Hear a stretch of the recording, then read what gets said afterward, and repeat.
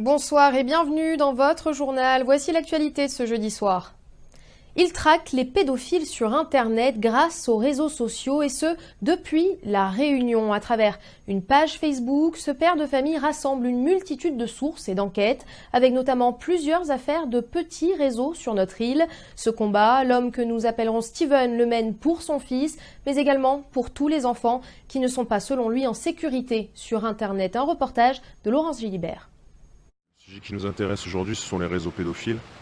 Qu'on peut retrouver partout dans le monde, y compris d'ailleurs à La Réunion, notamment à Maurice également. Donc réseau Torture et Snuff Movie, c'est une page Facebook qui a à peine 1000 abonnés au jour d'aujourd'hui, ce qui est peu, mais il faut savoir qu'avant on avait un autre blog qui comptait 175 000 abonnés dans le monde, qui a été censuré à la suite de dénonciations précises de sites pédophiles. Donc ces sites pédophiles en question n'ont pas été fermés, le nôtre oui. Donc j'invite les gens à se poser la question de comment est-ce possible, en sachant qu'il y a beaucoup de pédophiles aussi qui sont sur Facebook. Il y a eu un réseau pédophile démantelé sur YouTube, un sur WhatsApp.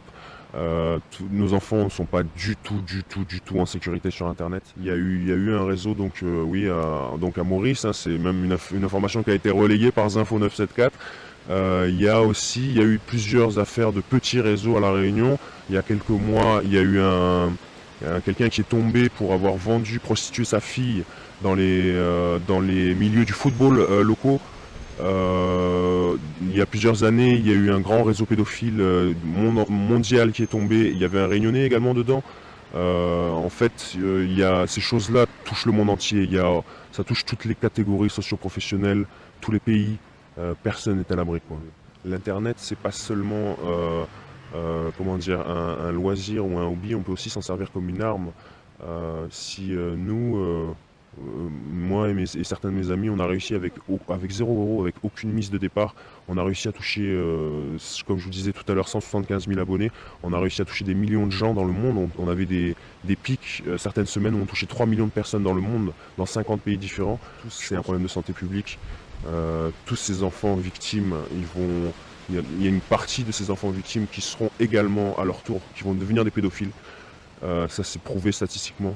Donc cette question elle nous touche tous, on est tous concernés par ça et on devrait tous se rendre compte que c'est peut-être le combat le plus important à mener. Elle a reconnu avoir utilisé des aiguilles non stérilisées. La gérante des instituts de beauté d'Hermanioud était au tribunal de Saint-Pierre aujourd'hui. Le procureur y a estimé que les fautes étaient bien fondées. Il a requis 20 000 € d'amende et 5 années d'interdiction d'exercer. 4 clientes étaient également présentes, encore marquées par les blessures infligées lors des soins. Le délibéré sera rendu le 25 octobre prochain. Prisca Bigot. Madame Muriel Waro a reconnu avoir utilisé des aiguilles déjà usagées. Et en tant que victime, c'est les autres personnes qui ont été chez Dermanu pendant cette période et qui ne savent pas ce qu'elles ont, qui ignorent certainement totalement ce qui s'est passé. Donc c'est pas tellement une démarche personnelle, c'est vraiment l'envie que ça ne se reproduise plus.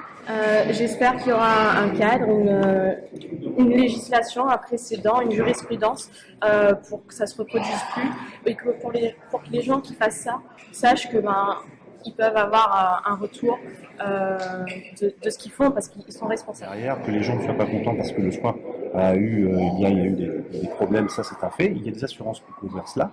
C'est ce qui a été proposé, mais les gens préféraient aller au pénal, je ne sais pas pourquoi, peut-être poussés encore une fois par ces lobbying de médecins qui voulaient récupérer le marché. Donc je pense qu'on est dans un problème simplement économique et de concurrence.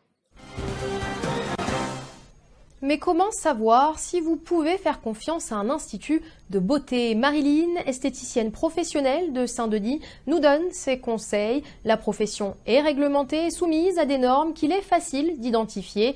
Le bouche à oreille peut également être un bon indicateur de qualité. Soichon. C'est vrai qu'avec les réseaux sociaux, il y a énormément d'annonces alléchantes, que ce soit sur des ongles, que ce soit en maquillage permanent ou en soins esthétiques. Quand on a un prix qui est très alléchant, très attractif, il faut faire attention parce que c'est souvent synonyme de manque d'expérience, de qualité médiocre et d'appareils. Par exemple, je parle en maquillage permanent, des appareils qui sont peu fiables. On va dire que ça ne représente pas vraiment un grand danger. hormis le manque d'hygiène et le manque de salubrité, puisque là aussi il faut faire très attention. Tout ça pourquoi? Pour permettre justement d'éviter tout risque d'infection. Il faut savoir bien se renseigner sur le praticien de telle ou telle technique. À la chambre de métier par exemple, pour une esthéticienne, savoir si elle est réellement déclarée. Le bouche à oreille aussi est très important, surtout à La Réunion. Mais il y a énormément de personnes qui ne font pas de formation, qui apprennent à faire les ongles sur des tutos. Pour être esthéticienne, d'abord il faut avoir une formation d'esthétique. Le CAP étant le certificat d'aptitude professionnelle. Le CAP est exigé pour ouvrir son propre institut. Et si vous êtes à la recherche de bonnes affaires, vous attendez sûrement avec impatience le début des soldes ce week-end. Et comme chaque année dans le centre-ville de Saint-Denis, cette période commence par une vente nocturne samedi soir. Mais l'inquiétude se fait sentir parmi les commerçants. L'événement est pour la première fois organisé par la mairie avec des moyens de communication réduits. Laurence Gilibert. L'association de gestion de centre-ville de Saint-Denis, donc la GCV d'Icaréo, va s'arrêter puisque la mairie de Saint-Denis a pris la décision en début d'année de ne plus donner de subvention à l'association. Or, elle finançait l'association à 80%. Il y aura la Nuit des Salles, donc qui est une association qui avait été créée justement par la GCV, par notre association de commerçants. Et pour cette première fois, ce n'est pas nous qui l'organisons, c'est la mairie de Saint-Denis qui l'organise. Et cette année, là, le choix de la mairie est un petit peu différent en termes de communication. Donc il y a effectivement 2 4x3. Des affiches vitrines qui nous ont été distribuées là. On espère que, comme il y a moins de moyens de communication, ça ne va pas nous drainer moins de monde. D'autant plus qu'il y a beaucoup de villes aujourd'hui, d'autres villes aujourd'hui qui font leur Nuit des Salles. Donc l'idée, c'est pas que les consommateurs partent ailleurs et que nous, la première plus grosse ville de La Réunion, on garde l'aura qu'on a toujours eue sur cet événement-là.